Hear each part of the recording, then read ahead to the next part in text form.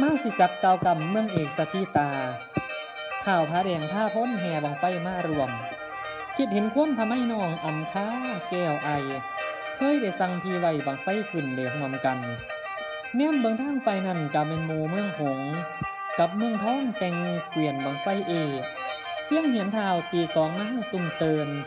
คนกระห่างมากล้นเต็มควงสนามมาฟังก่อนบทบันผาแดงซ้ายไอายสีแฮแกบังไฟเข่าสู่ห่างเข่าสู่ข้างมาตอนห่วมบุญพี่น้องเอ้ยพี่น้องเอ้ย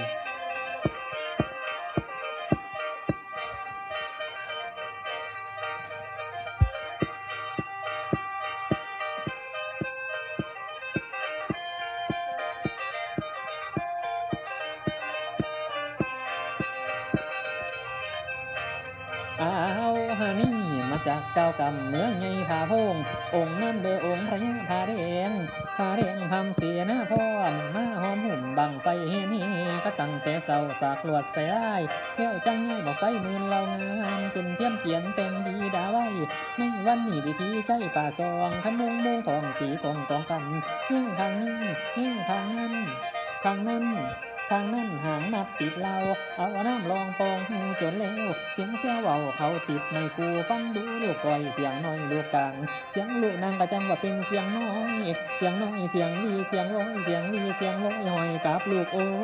ลูกโอโอโอลูกโอโอโอโอโอพระเด็กคิดโอเห็นล่ะไอ้นางสั่งจังได้ส้นใส่ไล่สับสะลับไล่ปอกทองเสียงซ้อนมาใจวีละมาใจวอนแต่น้ำนวลลานางไออำคาคือไรไอพีละไอพีละไอพีกินนาลีอ่อนหน่อยร้อยน้ำเนสิน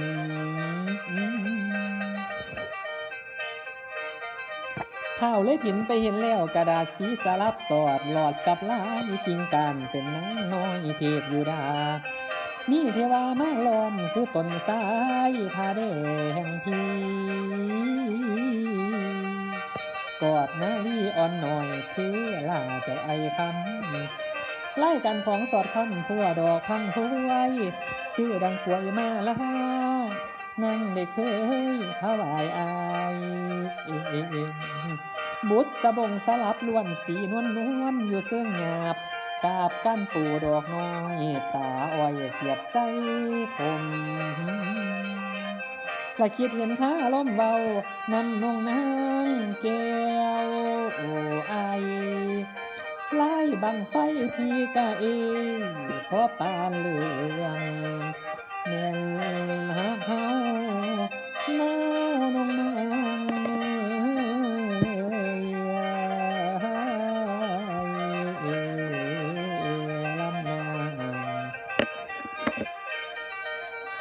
อ้าวมาบัดนี้พี่น้องมาไปแห่บังไฟน้ำเท้าผาแดงแห่บังไฟจากเมืองพาพงไปเมืองเอกสถิตาจุดบังไฟอยู่บ้านนางหล่าไอคำไปบัดนี้พี่น้อง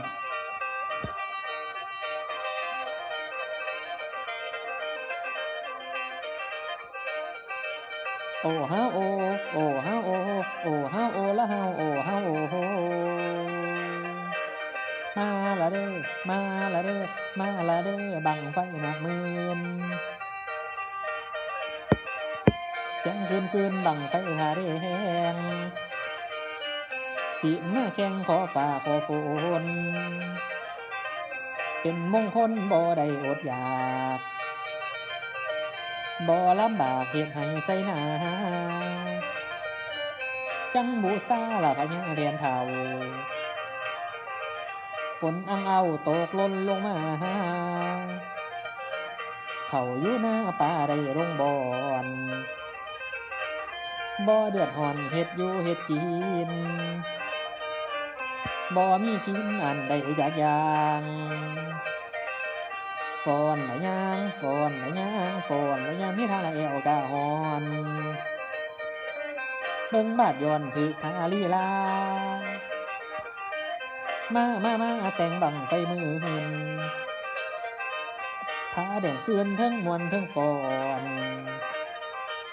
ตาสะอ่อนบุญบังไฟใหญ่โอ้ฮาโอ้ฮาโอ้ฮาโอ้ โอ้เฮาโอ้เฮาโอ้เฮาโอ้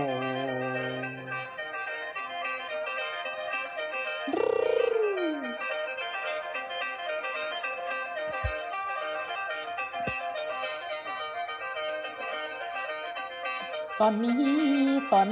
ละมาฮอดกำเขตทินพาราฮอดกำเขตทินพาราเอกสัตที่ตาหมู่คนหลายล้อมพระญาขอมญาขอมกษณะตนเจ้าไปดีละใจสมศีลเสียโหคือคืนเตียงทองทงหลวงเดินไงกวงจอดเจ็ดจอดเจห้อยคันเทสารนอเบิ่งไฟอยู่หลายบังโจบดยันคำตอนแตงข้าเท่าพาเดี๋ยวมาไฟสุอยู่ข้างใจมังมุนมีเจ็ดดวงหรือดีบังไฟอ้ายแตกลำนางให้คำสิไปเป็นของผู้อื่น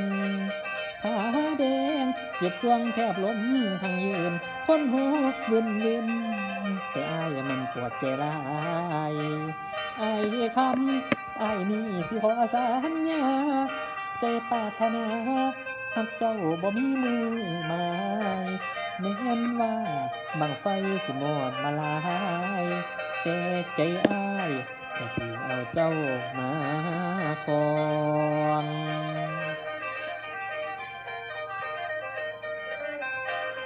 อ้าวอันนี้ว่าจบลงไว้ในส่วนคำตอน